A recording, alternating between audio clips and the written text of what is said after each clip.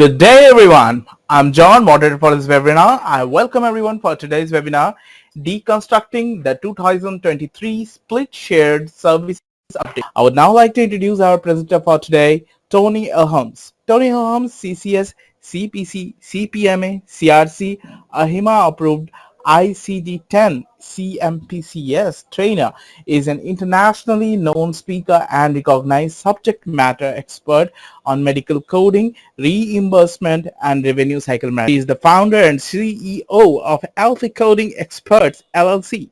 She holds multiple credentials with the American Health Information Management Association. She is a frequent contributor to various media outlets, speaker, and regular guest on industry podcasts. She created the Alpha Coding podcast series to share her industry pro tips. I would now like to hand over the floor to the speaker. Over to you, Tony. Thank you so much to our moderator, and thank you so much to all of our attendees. I'm so excited to talk to you today about the split shared service update.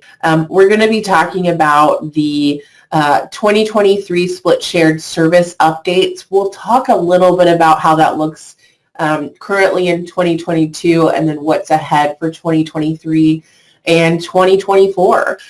We're also going to talk about the appropriate billing and NPI, which are National Provider Identifier reporting protocols for split shared services. So we'll talk about how that looks today, how it's going to look in the future, and how those claims should be submitted. We'll also talk about the new clinical documentation requirements. We'll also deconstruct the financial impact of these updates. So what is split shared services? These are basically evaluation and management visits that are shared between a physician, which is a medical doctor, or a DO, so MD or DO, and a non-physician practitioner in a facility setting. So that's really the key here. It's got to be in a facility setting. So we have to have this care take place in the inpatient setting, the skilled nursing facility setting, or other outpatient settings. So there's facility-based services.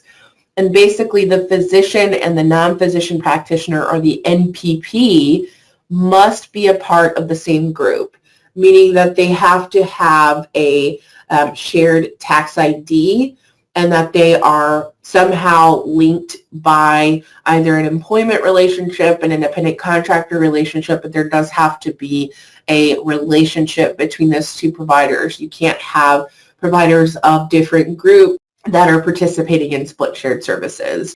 So for 2022, we're currently operating under these rules, which basically say, in order to qualify for split shared E&M, the provider that again, spends the majority of the time, so whether that be more than 50% of the total visit, so let's say you've got a 30-minute visit and the provider, the non-physician practitioner spends 20 minutes, then that non-physician practitioner would have rendered the majority of the time, and so that time would then mean that the visit should be reported under the non-physician practitioner. So what does that look like in 2023? Well, split shared E&M visits in 2023 are going to have to be reported under the NPI of either the physician or the non-physician practitioner who provides more than 50% of the total visit.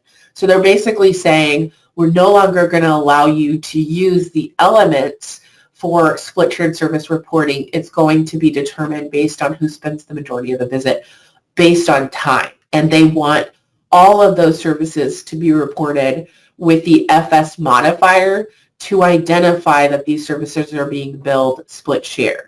So without going into a lot of details, the 2023 E&M updates are coming on January 1st, and this is going to directly impact split shared service reporting because we have new codes, we have new code categories, we have new leveling methodology, we have all kinds of changes with regards to the total times that are required for each level of service. So I'm not going to get into this too heavily, but essentially we've got consolidation of inpatient versus observation care codes.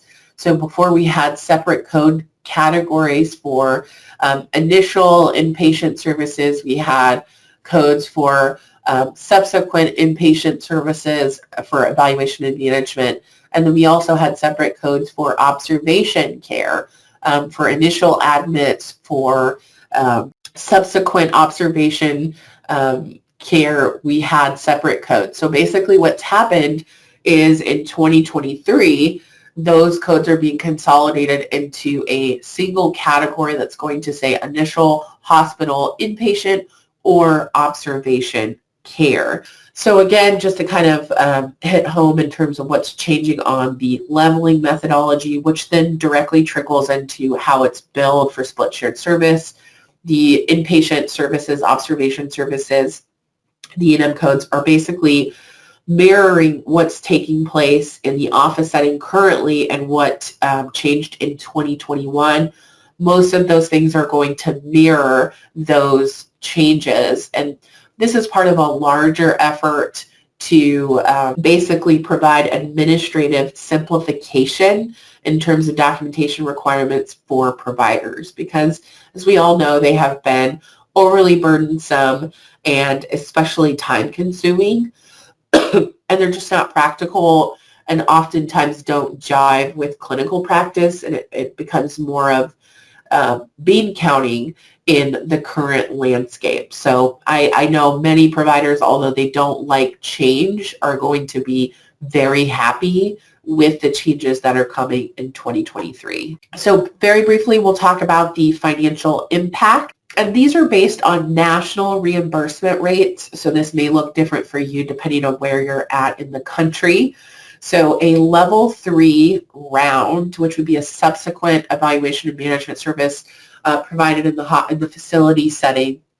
So 99233 basically pays $102.43 under the MPFS, so the Medicare physician fee schedule. So $102.43 when it's billed under the physician. If that same service is then reported under the non-physician practitioner, so the PA or the NP, then the reimbursement becomes $87.06. So that becomes a $15.37 differential. So at this time, I really appreciate your time and attention today. I hope that this information was valuable, and I wish you very best. So thank you so much.